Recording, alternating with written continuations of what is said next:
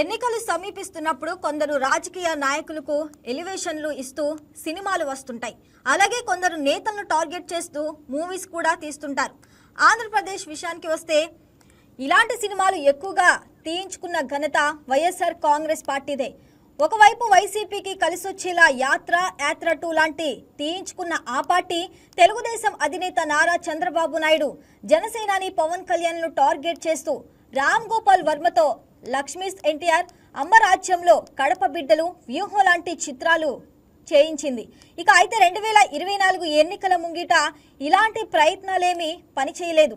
ఇంకా చెప్పాలంటే వైసీపీ మీద వ్యతిరేకత పెరగడానికి కారణమయ్యాయి. అయితే ఇప్పుడు తమిళనాట ఇలాంటి ప్రయత్నమే జరుగుతుంది. కొత్తగా టీవీకే పార్టీ పెట్టి ఎన్నికల బరిలోకి నిలిచిన విజయ్ను టార్గెట్ చేస్తూ అక్కడ ఒక సినిమా తీశారు.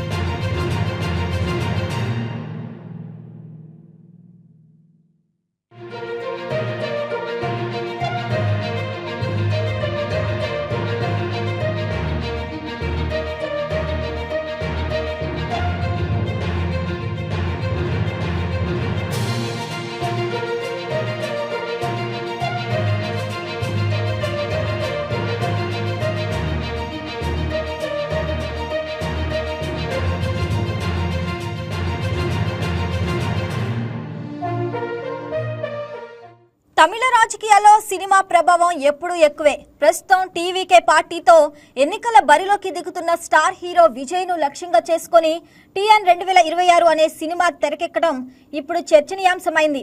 ఈ సినిమాకు ప్రముఖ నటుడు తంబి రామయ్య స్క్రిప్ట్ అందించగా ఆయన కుమారుడు ఉమాపతి రామయ్య ఈ చిత్రానికి దర్శకత్వం వహించారు. ఈ సినిమాలో హీరో నటరాజన్ లుక్ చూస్తుంటే అచ్చం విజయ్ లాగానే ఉంది. సినీ రంగం నుండి రాజకీయాల్లోకి వచ్చిన ఒక స్టార్ కథగా దీనిని చిత్రీకరించడంతో ఇది విజయ్ రాజకీయ ప్రస్థానాన్ని ఉద్దేశించి తీసిందేనని కాలీవుడ్ వర్గాల్లో గట్టిగా వినిపిస్తుంది.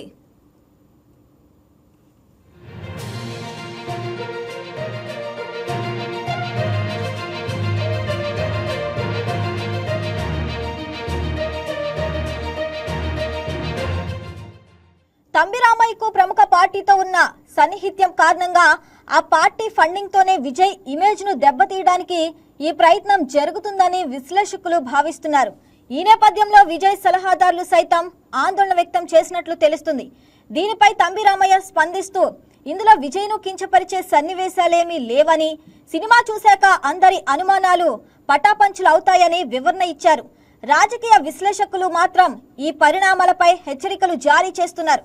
ఒకవేళ ఈ సినిమా ద్వారా విజయ్ను కావాలని టార్గెట్ చేస్తే అది వారికే రివర్స్ అయ్యే ప్రమాదం ఉందని అభిప్రాయపడుతున్నారు. ప్రజల్లో ఉన్న విజయ్ ఇమేజ్ కారణంగా ఇలాంటి ప్రయత్నాలు సానుభూతిగా మారి వారికే అసలకే మోసం తెచ్చే అవకాశం ఉందంటున్నారు. మొత్తానికి 2026 ఎన్నికల లక్ష్యంగా సాగుతున్న ఈ సినిమా పోరు తమిళ రాజకీయాల్లో హాట్ టాపిక్ గా మారింది.